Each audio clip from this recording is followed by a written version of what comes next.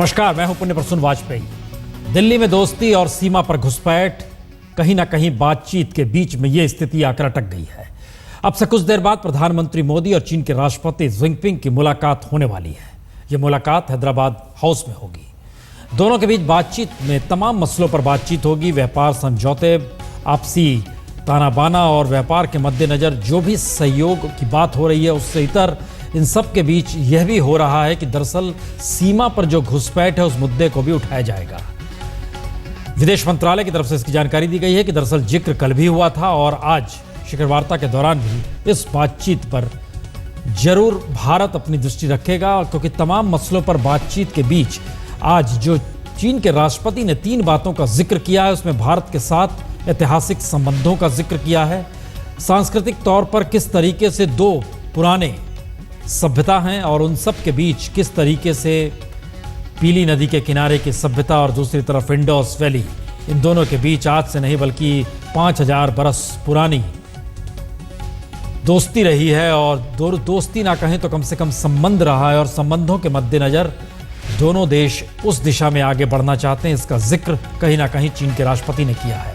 लेकिन कई सवाल इन सब के बीच उठ रहे हैं, क्योंकि लद्दाख से जो जानकारी आई उसमें 5 किलोमीटर तक चीन की सेना के घुस आने के बाद ये स्थिति निकल कर आई कि क्या इस पर बातचीत होगी या नहीं होगी। विदेश मंत्रालय के प्रवक्ता ने कहा जी बातचीत होगी। जरा उनकी बात पहले सुनी जाए। ये वाकई महत्वपूर्ण है।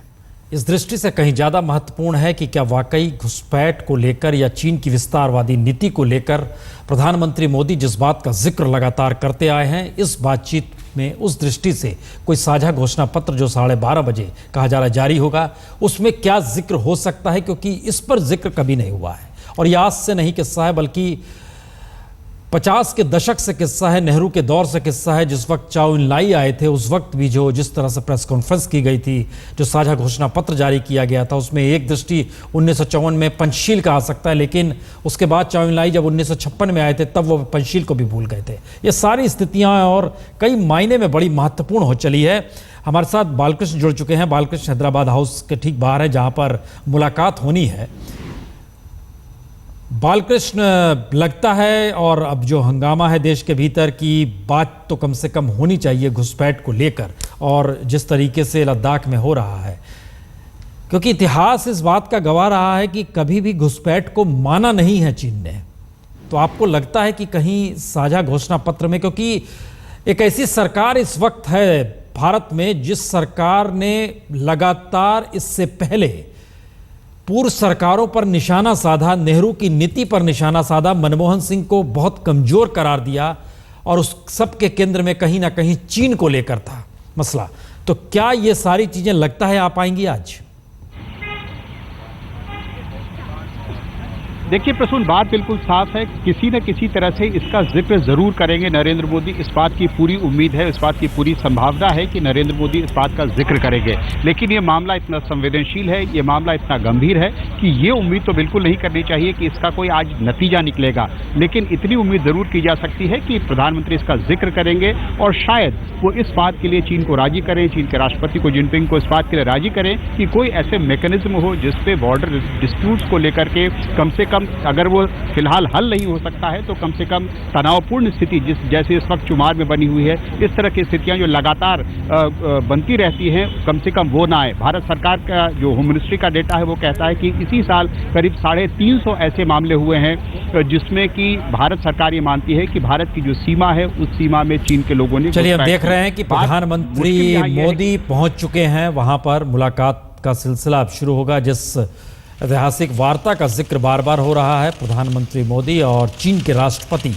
शी जिनपिंग दोनों नजर आ रहे हैं।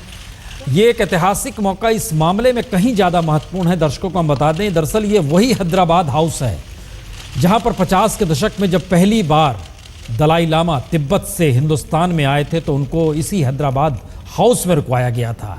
और उस वक्त चीन ने इसका विरोध किया था कि आपने दलाई लामा का स्वागत क्यों किया।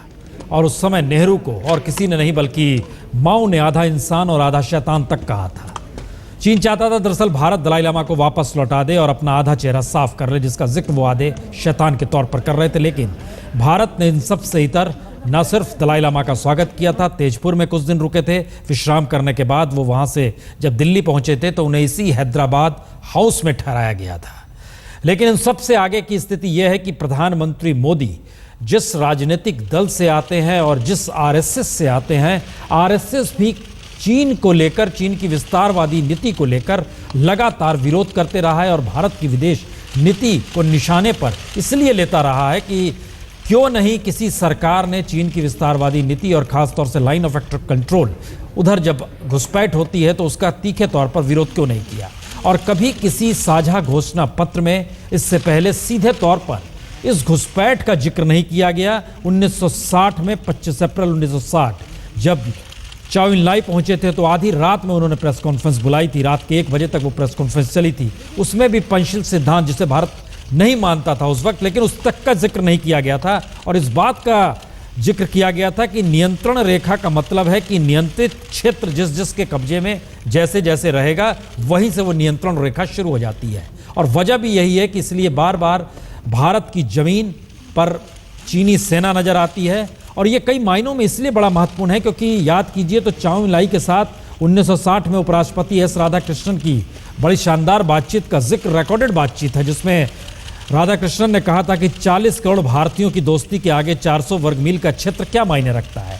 एक लिहाज से उन्होंने संकेत दिया था, आप दोस्ती कर रहे हैं तो फिर 400 वर्ग मील का क्षेत्र उस समय कब्जा कर लिया गया था, क्या मायने रखता है। और जवाब में उस वक्त चीन के प्रधानमंत्री चाउ इन लाई ने कहा था कि 60 करोड़ चीनियों की मित्रता के आगे कुछ हजार एकड़ भूमि का क्या मोल है, ये जवाब आया था।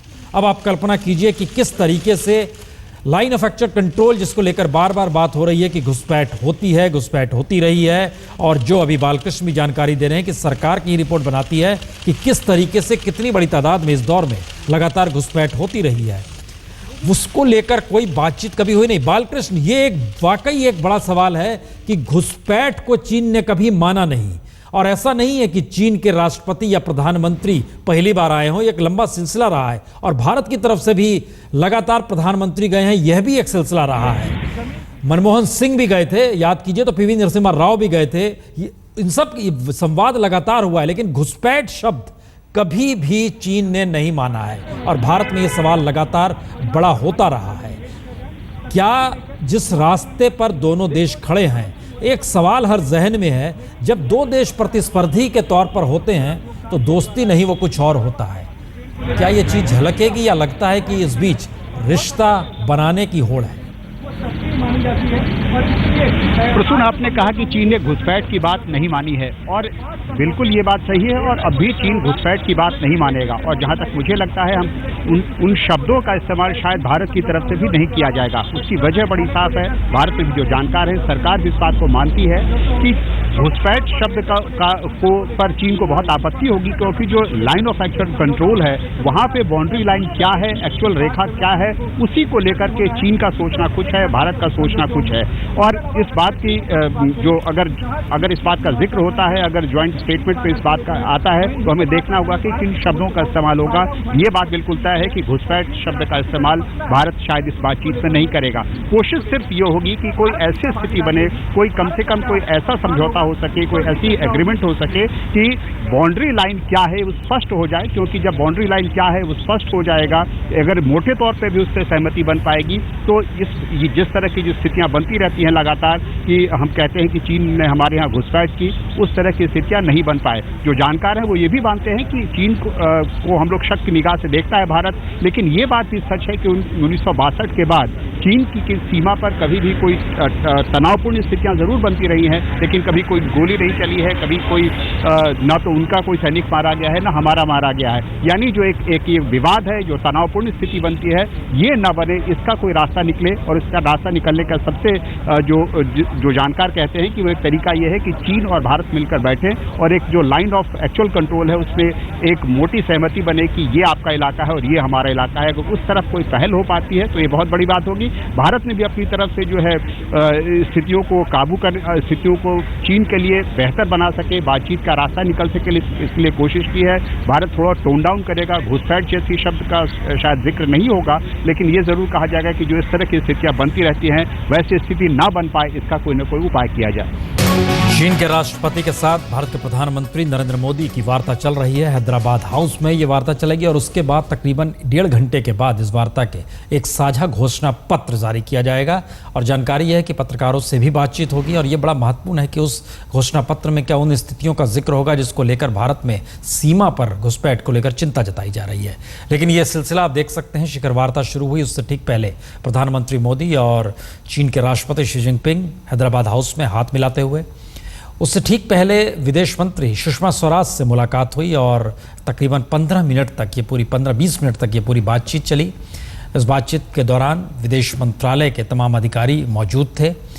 उससे ठीक पहले बापू को नमन करने के लिए राजघाट गए। ये बड़ा महत्वपूर्ण है क्योंकि इससे पहले साबरमती आश्रम कल अहमदाबाद में गए थे और आज राजघाट पर बापू को नमन करने पहुंचे।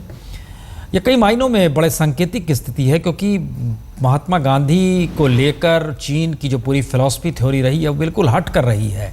चीन जिस तरीके से कहा उस दौर में क्रांति की दिशा में था, हिंसक था, सत्ता बंदूक की नली से निकलती है वाला स्थिति लेकर वो सामने आ रहा था। उस समय भारत में बिल्कुल एक अलग तरीके से आंदोलन चल रहा था और उस वक्त कहा भी गया था चीन के जरिए, या माओ ने इस बात का 1954 में पहली बार जिक्र किया था कि उन्हें भारत के आंदोलन के बारे में सही जानकारी नहीं दी गई। ये सही मायनों में जन आंदोलन शब्द उन्होंने फिर बाद में दे दिया था।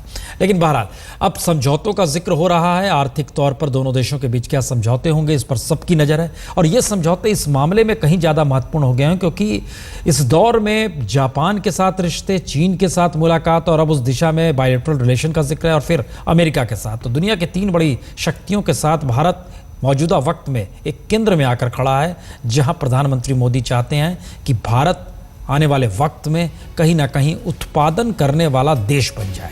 तो ये एक प्रतिस्पर्धा चीन के साथ भी है, इसलिए ये सवाल है। एक तरफ प्रतिस्पर्धा है, दूसरी तरफ दोस्ती है।